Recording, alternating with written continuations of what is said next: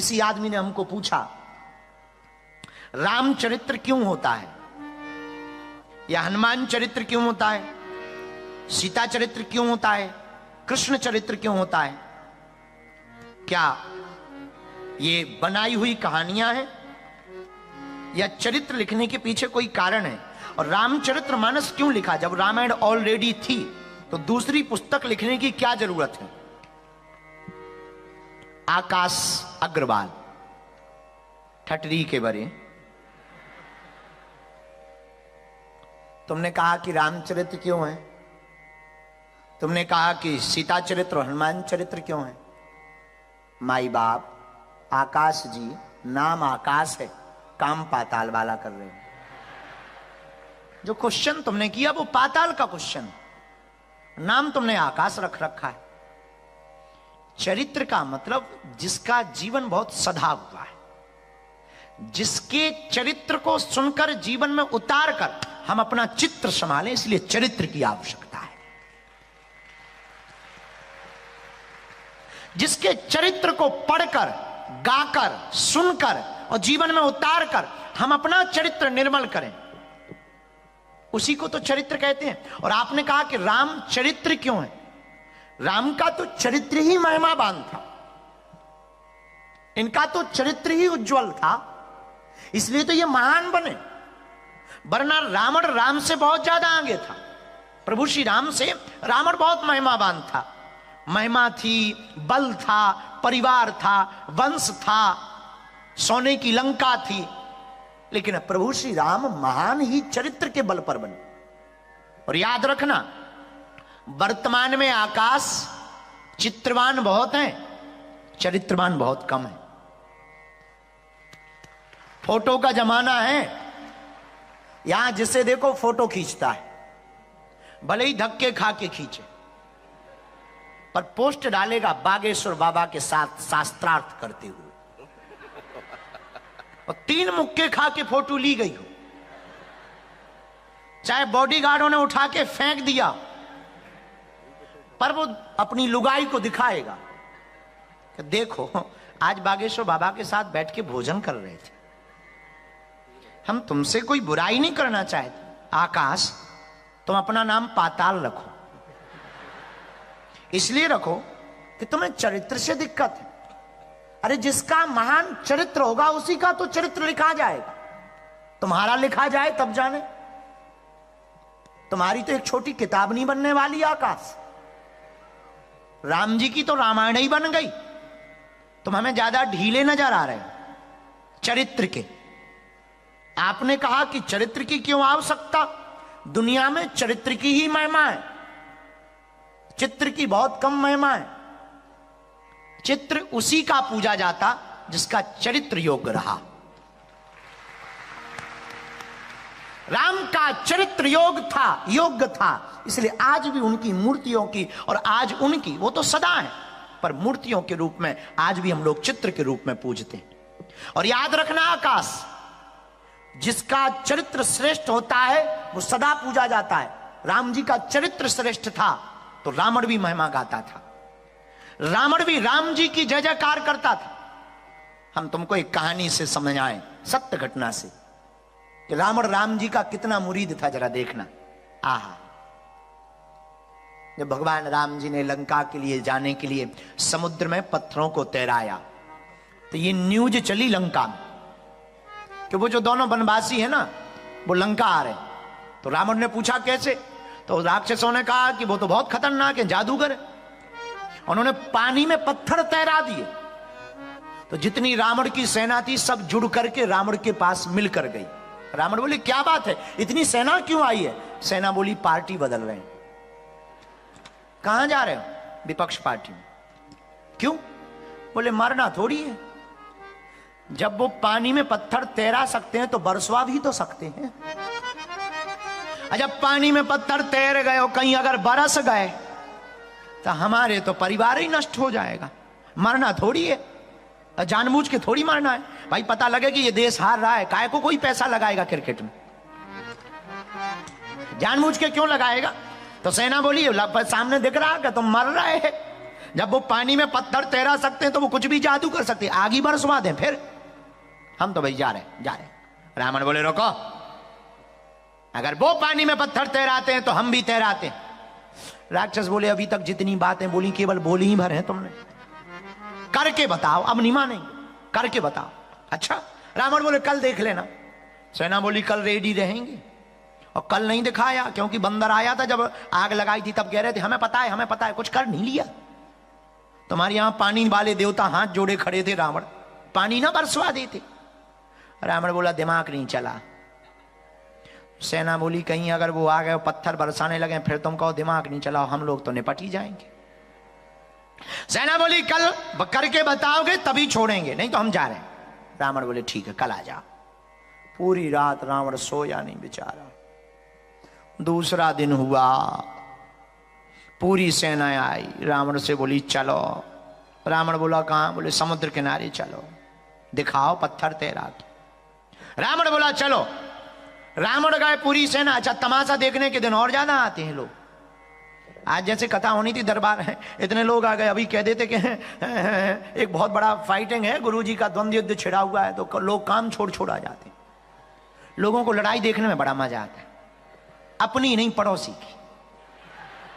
दूसरों की लड़ाई है, लड़ाई देखना चाहते पर अपनी नहीं पड़ोसी की, दूसरों की देखना चाहते। हाँ, पड़ोसी पड़ोसन की लड़ाई हो तो कान खोल खोल के सुनते हैं। हाँ, चलने दो। और कोई बात कर, रुक जाओ। तो जितनी सेना घर पे रहती थी वो भी आ गई। सब समुद्र के किनारे रावण बैठ गया, पूरी सेना बैठ गई। रावण बोले लाओ पत्थर। राक्षस तो राक्षस, उन्होंने सोचे कि राम जी ने 5 किलो के तैराए, अपन 50 किलो के तैरवाओ। पार्टी मजबूत होनी चाहिए ताकि इलेक्शन हारना नहीं चाहिए। राक्षस तो राक्षस बड़े बड़े पत्थर लेके आ गए, सिलाएं। रावण ने मन में सोचा छोटे मोटे तो ट्रेक करके तैर ही जाते, ये तो आधा पहाड़ ही उठा ले रहा है। आने दो। रावण को जितने मंत्र आते थे बोले। सेना बोली मंत्र हो गए हो तो तैराओ। रावण बोले चिंता मत करो। रावण ने एक पत्थर लिया और जैसे ही पानी में छोड़ा सोई डुब फुड़ गया। सेना बोली लोबा खुल गई पोल, चलो पार्टी बदलो, झंडा बदलो, हमें इस पार्टी में वोट नहीं देना है। बाहर में गया, हरवाओ इलेक्शन हरवाओ। जाने लगी सेना। रावण बोले रोको। रावण ने 10 सिर पानी में डाले। कथा कहती है सत्य घटना, जोशी भाई जी हमको बहुत प्यार से सुनाते हैं। उन्होंने नीचे सिर डाला रावण ने और कुछ बुदबुदाया। आश्चर्य की बात कि वो पानी में पत्थर तैर गया। लोग चौंक गए, ताली बजाने लगे। जो राक्षस छोड़कर जा रहे थे वो रुक गए और लंकाधिपति रावण की जय हो, जय जयकार होने लगा। रावण की महानता के गुणगान गाए जाने लगे और जो गाली बक रहे थे वो विनती करने लगे कि भाई अगर राम जी पत्थर तैरा सकते तो अपना राजा भी कम नहीं है। गजब है, फाइट बराबर की। अब नहीं जाना है, कैंसल। रात के समय लेकिन मंदोदरी चरण दबाते हुए पूछने लगी महाराज हमें पता है आपके पास कौन कौन देवी है, कौन कौन मंत्र हैं, पर हमें यह भी पता है कि आपके पास एक भी ऐसा मंत्र नहीं है जिससे आप पानी में पत्थर तैरा सको। अच्छा, तुम बाहर कितने भी लंबी लंबी फेंको, लुगाई को सब पता होता है।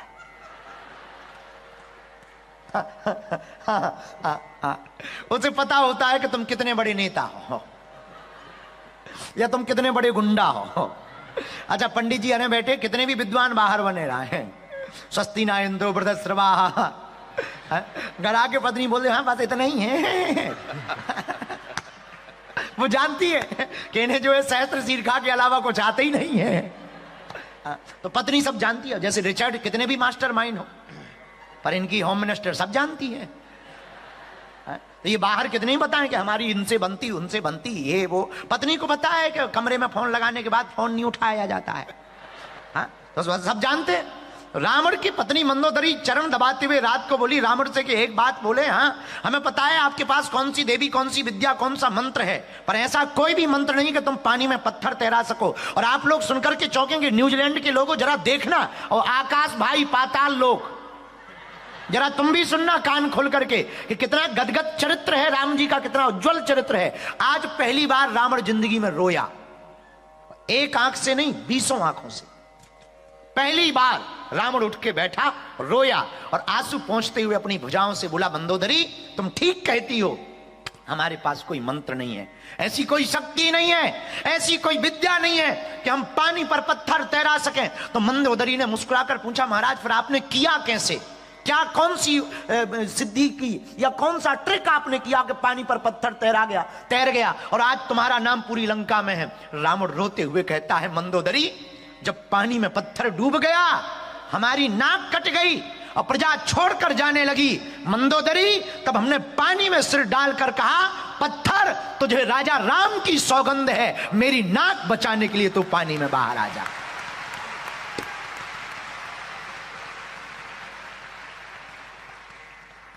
रावण कहता है कि वो पत्थर ऊपर आ गया।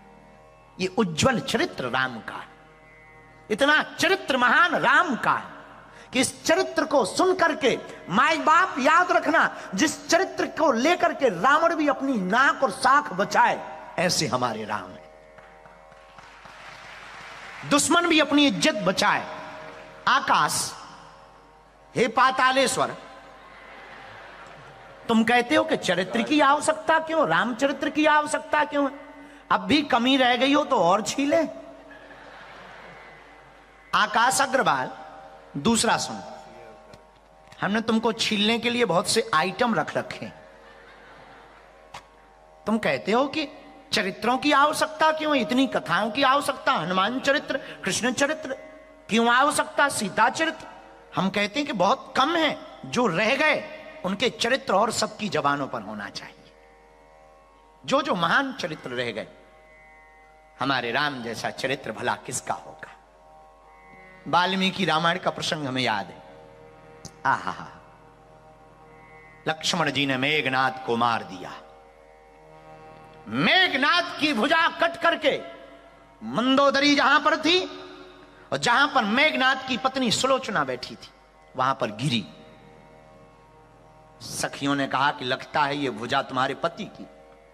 सुलोचना कहती है कि उंगलियां तो पति की, पर मुझे भरोसा नहीं, क्योंकि मैं सती हूं और मेरे पति को कोई जीत नहीं सकता है, नॉट पॉसिबल। सखियां कहती हैं संभव है, तुम्हारे पति मर गए। खबर आई, मंत्रियों ने खबर दी कि मेघनाद मारा गया। सुलोचना रोने लगी, पर भरोसा नहीं हुआ सुलोचना को, क्योंकि सती थी, पतिव्रता थी। तो पतिव्रता स्त्री को भरोसा नहीं हुआ अपने सतत्व पर। उसने कहा कि मेरा सतत्व डोल नहीं सकता, संभव ही नहीं है। उसने परीक्षा लेनी चाहिए। अगर ये मेरे पति की भुजा है तो मेरे पति का नाम ये भुजा अपने हाथ से लिखे कटी हुई। और वाल्मीकि रामायण का प्रसंग कहता है कि उस भुजा ने अपने उंगलियों से मेघनाद लिखा।